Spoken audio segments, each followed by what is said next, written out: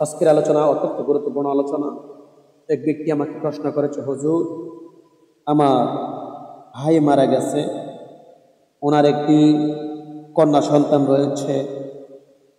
এখন আমরা চাচ্ছি আমাদের ভাবিকে পুনরায় অন্য কোথাও বিয়ে দেওয়ার জন্যে, কিন্তু আমার ভাবি উনি অন্য কোথাও বিবাহ বসার জন্য ইচ্ছুক নয়। উনি বলতেছেন, আল্লাহ পাক রাব্বুল আলামিন আমাকে নিয়ামত হিসেবে দিয়েছিল আমার স্বামী, সে যেহেতু চলে গেছে, আমি ধৈর্যের জামিল ধরতে চাই, আমি ধৈর্যশীলের অন্তর্ভুক্ত হতে চাই। এই জন্য আমার ভাবিকে আমরা চাচ্ছি বিবাহ দেওয়ার জন্য, কিন্তু উনি নতুন করে বিবাহ বন্ধনে আবদ্ধ হতে সে ইচ্ছা পোষণ করে নাই। এখন আমরা যদি আমাদের ভাবিকে লালন পালন করি এবং সন্তানকে যদি আমরা মানুষের মতো মানুষ করি, এতে করে আমাদের কি লাভ হবে? আর আমাদের ভাবি নতুন করে বিবাহ বন্ধনে আবদ্ধ না হয়, উনি ধৈর্যশীলের অন্তর্ভুক্ত থাকতে চায়। এই জন্য আল্লাহ পাক রাব্বুল আলামিনের দরবারে সে কি কোনো ফজিলত পাবে কিনা, সেই সম্বন্ধে আমরা আপনার কাছ থেকে জানতে চাই। মাশাআল্লাহ, অত্যন্ত গুরুত্বপূর্ণ একটি প্রশ্ন।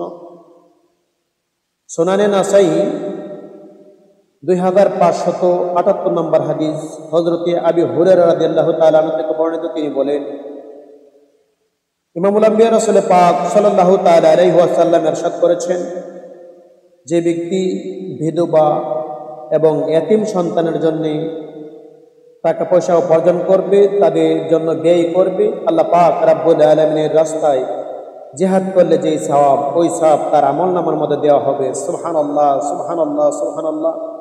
এই জন্য আমার ভাইয়েরা, আপনাদের যদি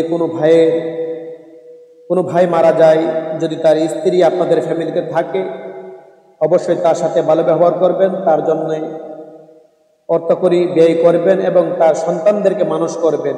যদি আপনি আপনার ভাইয়ের স্ত্রীর পিছনে টাকা খরচ করেন এবং তার সন্তানদেরকে মানুষ করেন, আল্লাহ রাস্তায় জেহাদের সমতুল্য সওয়াব আপনি পেয়ে যাবেন। সুবহানাল্লাহ, সুবহানাল্লাহ, সুবহানাল্লাহ। এখন যে ব্যক্তি মারা গেল, তার স্ত্রী যদি ধৈর্যের জামিল ধরে ধৈর্যশীলের অন্তর্ভুক্ত থাকে, তার জন্য আমরা আল্লাহ পাক রাব্বুল আলামিন জান্নাতি হাশরের ময়দানে উত্তম নিয়ামত রেখেছে। জান্নাতে যখন আমরা আল্লাহ পাক রাব্বুল আলামিন জান্নাতীদেরকে যাওয়ার হুকুম দিবে, রাসূল পাক সাল্লাল্লাহু তাআলা আলাইহি সাল্লাম জান্নাতের দরজা খুলবে, এমন সময় ওইখানে নবীজি একজন জান্নাতি মহিলাকে দেখবে, যেই মহিলা সবার আগে জান্নাতে প্রবেশ করেছে।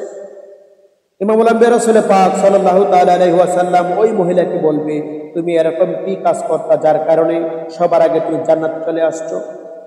ওই মহিলা বলবেন, ইয়া রাসূলুল্লাহ, ইয়া হাবিবাল্লাহ, নবী গো, আমার দুনিয়াতে আমার স্বামী ইন্তেকাল করার পরে আমি ধৈর্যের জামিল ধরেছিলাম, আমি সবর করেছিলাম, আমি আল্লাহ পাক রাব্বুল আলামিনের উপরে ভরসা করেছিলাম, আমি দুনিয়াতে সুন্দরভাবে চলেছি, নতুন করে আমি বিবাহ বন্ধনে আবদ্ধ হয় নাই, আমি আল্লাহ পাক রাব্বুল আলামিনের ধৈর্যশীল বান্দাদের মতো আমি দুনিয়াতে জীবন যাপন করেছি। এই জন্য আমরা আল্লাহ পাক রাব্বুল আলামিন আমাকে উচ্চ মাকাম দান করেছেন। সুবহানাল্লাহ, সুবহানাল্লাহ, সুবহানাল্লাহ।